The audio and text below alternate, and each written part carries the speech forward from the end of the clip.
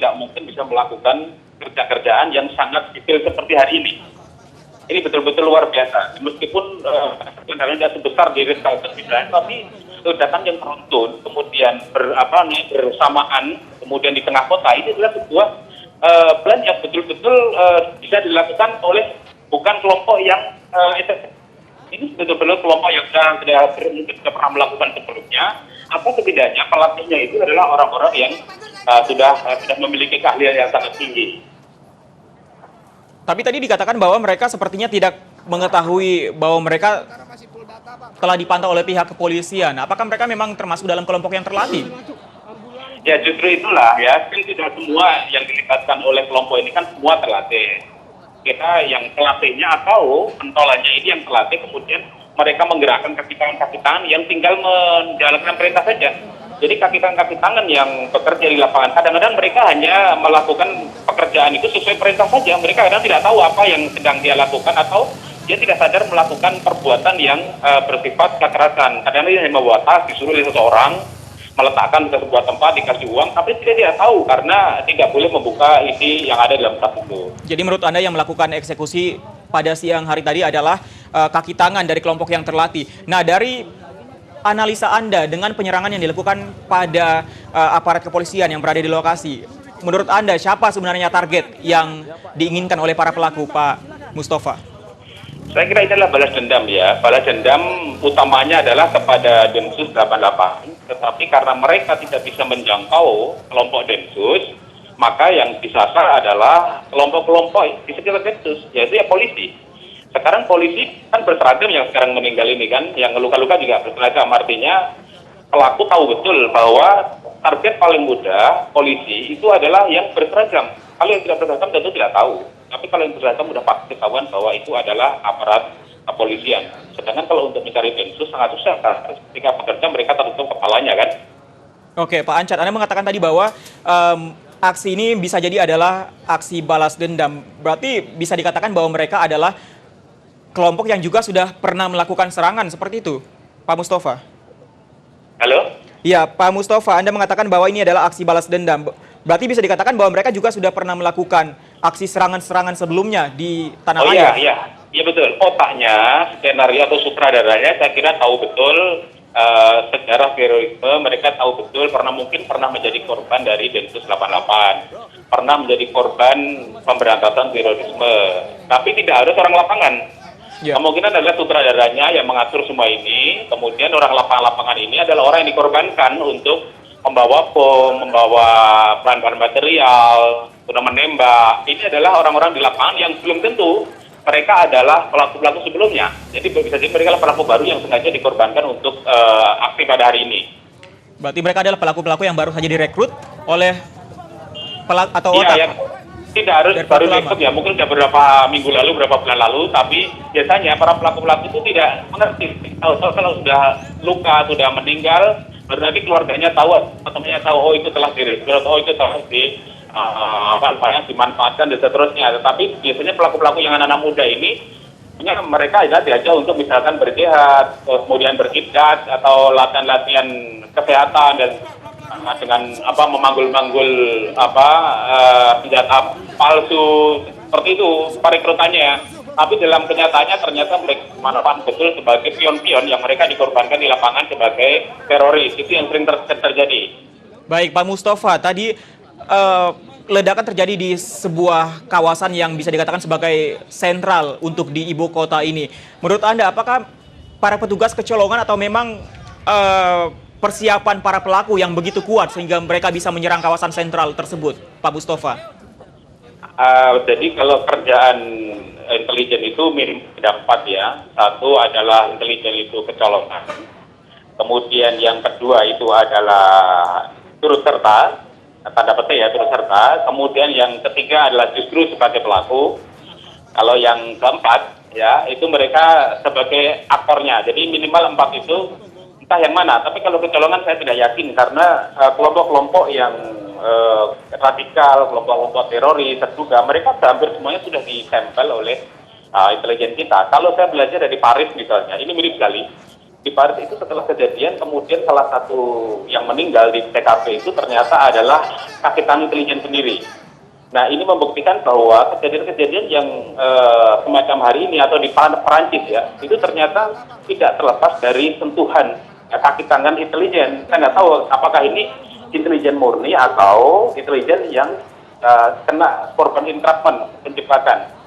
Karena di Indonesia ini hampir 40.000, 50.000 intelijen yang bekerja di Indonesia, intelijen asing ya, yang mereka tentu punya tujuan-tujuan ataupun memiliki agenda-agenda tersembunyi yang kita tidak paham agendanya itu apa. Jadi dengan demikian kita hanya menduga-duga, jangan-jangan ini adalah perbuatan mereka untuk mengadu domba, mengopo-opo Indonesia supaya tidak stabil ekonomi, politik maupun keamanannya. Jadi mereka punya agenda tersembunyi.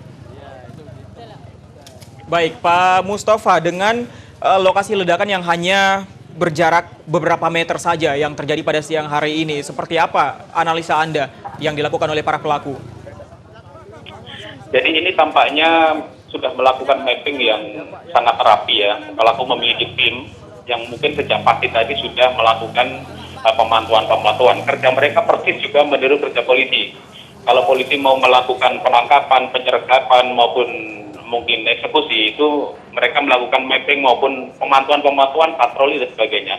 Saya kira teroris terduga teroris itu melakukan hal yang sama. Mereka melakukan pemantauan, kemudian melakukan mapping untuk menemukan posisi mana yang tepat, menemukan lokasi mana yang tepat, kemudian melakukan aksi seperti ini. Tapi mapping mereka tentu tidak dalam waktu hitungan menit per menit atau hari per hari ya. Cuman hari hanya adalah sekarang ini, tapi persiapannya bisa berapa minggu yang lalu, berapa bulan lalu untuk menentukan posisi poin-poin yang tepat untuk dilakukan peledakan. Dan hari ini tampaknya misi mereka berhasil, meskipun saya dengar beberapa lokasi ada yang diamankan. Saya tidak tahu apakah ini yang pelaku atau barang bukti, tapi mereka ada yang gagal ya. Yang saya dengar di Palmerah juga ada. Semoga itu aksi yang gagal. Saya kira itu perlu dilakukan pengetatan di beberapa tempat yang memiliki titik-titik di mana mereka biasanya jadikan target ya, seperti itu. Ya, Pak Mustafa, tadi dikatakan bahwa mereka adalah sebuah kelompok yang sudah menyiapkan ledakan hari ini dengan sangat rapi. Namun informasi yang kami dapatkan bahwa diduga 6 pelaku itu mencoba memasuki kawasan Sarinah dengan melewati petugas begitu saja dengan membawa ransel yang berisikan bom. Seperti apa? Kalau memang dikatakan persiapan mereka sangat rapi, seperti apa analisa Anda, Pak Mustafa? Ya, tim itu kan ada dua ya. Tim yang dia bekerja di balik meja maupun di atas meja. Kalau yang sekarang berjalan-jalan di lokasi itu adalah yang di atas meja, mereka yang menampakkan diri, kemudian nongol di depan masyarakat, membawa materi, membawa bom, membawa senjata laras panjang, itu adalah yang di atas meja. Kalau yang di bawah meja tentu tidak ketahuan. Yang saya sebut pion-pion itulah yang sekarang nampak di TKP, yang sekarang sedang berada di lokasi yang tadi Anda sebutkan, lewat di depan polisi, lewat di Sarinah, tidak diketahui membawa bom. Nah, kenapa mereka bisa lolos? Karena aparat-aparat kita, mohon maaf ya, termasuk pengamanan di Sarinah itu, atau di gedung lain di Jakarta, ini kadang-kadang hangat-hangat tai ayam. Kalau berdekatan dengan peristiwa bom, setelah kegiatan hari ini, mereka akan ketat sekali memeriksa mobil-mobil, memeriksa motor, memeriksa tas, memeriksa siapapun yang dicurigai. Tetapi nanti sebulan kemudian, nanti akan loyo itu. Ini namanya hangat-hangat tai ayam. Semangat mengamankan ketika baru saja terjadi peristiwa. Tetapi kalau sudah berjalan, ya, peristiwa sudah sebulan lampau, biasanya mulai kembali ke asalnya. Nah, ini saya dengar ada ledakan lagi di lokasi, ada ledakan, saya tidak tahu ini ledakannya, ini ada ledakan, saya dengar, saya di TKP semuanya. Saya hanya mendengar saja, ledakannya keras sekali. Baik. Ya, Pak Mustafa, bisa Anda ceritakan ledakan yang terjadi yang Anda dengarkan atau Anda lihat? Ini ledakannya seperti ledakan ban ya, tapi keras sekali. Saya kan jaraknya sekitar 100 meter ya. Anda berada di mana tepatnya, Pak Mustafa? Saya di depannya, pas habis itu pojok Sarinah ini, yang jalan mau ke GM Iya. Kami GM. Yang Anda saksikan atau Anda dengarkan, tembakan atau ledakan, Pak Mustafa? Seperti ledakan. Ledakan. Apa Anda menyaksikan pihak kepolisian di sana? Karena terhalang mobil-mobil polisi, tetapi saya dengar ledakan. Kira ledakannya tidak terlalu keras, tapi ledakannya bukan tembakan. Kalau tembakan keras kali ini ledakan. Saya tidak melihat api, saya tidak melihat asap, tapi kalau ledakannya cukup keras terdengar dari posisi saya berdiri. Iya, bisa lebih rinci lagi, Pak Mustafa, ledakan yang Anda dengarkan beberapa saat lalu. Iya, hanya sekali ledakan saja. Setelah ini semua polisi mendekati ke TKP. Ini ada ratusan polisi untuk lari ke tempat ledakan. Saya kira saya nggak tahu ya, tapi kan wartawan semua ditahan ya, semua wartawan ditahan di sekira 100 meter dari lokasi ledakan yang terakhir. Sekali lagi, di mana titik ledakan yang Anda lihat, Pak Mustafa? Tampaknya di depan itu, BPPT saya kira ya, tidak jauh dari PT Jaya Properti sama BPT sekitar situ kayaknya. Apakah Anda melihat asap, kepulan asap di sana setelah Tidak kelihatan, ledakan? tapi polisi mendekat ke situ semua. Kenyamanan, Pak. Silakan. Ini sekarang polisi semua mendekati ke TKP sekitar Gedung Jaya itu ya, sama BPPT. Kita kurang tahu pasnya karena kita semua ditahan nggak boleh mendekat. Berapa jauh jarak Anda dari lokasi Sekitar ledakan? ratusan meter. Sekitar 100 meter. Sama ribuan polisi di sini kami nggak bisa melihat dengan jelas, tapi ledakannya terdengar. Apakah Anda melihat ada korban di sana, Pak Mustafa? Tidak kelihatan, terhalang mobil polisi sama ratusan polisi yang ada di depan saya ini. Nggak bisa melihat, tapi ledakannya terdengar dari sini. Tapi polisi sudah mengarah ke lokasi ledakan seperti itu? Sudah, semua berlarian ke sana. Ini semua banyak mobil barakuda yang ke sana semuanya. Tadinya mereka ada di dekat saya, sekarang semua berlarian menuju ke arah ledakan tadi. Baik, Pak Mustafa, mohon jangan ditutup dulu untuk telepon Anda. Kami segera kembali kepada Anda, namun kami segera terhubung dengan anggota DPR RI Komisi 1.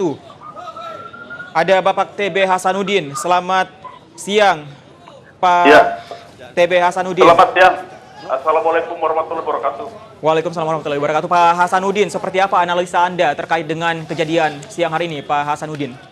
Ya, saya mohon maaf, saya masih dalam rangka kunjungan bersama Presiden di Cirebon. Ya, saya melihat dari informasi dari sosmed saja. Ya, kalau saya lihat, saya analisa tentang gerakannya dulu. Ya, gerakannya begitu terlatih.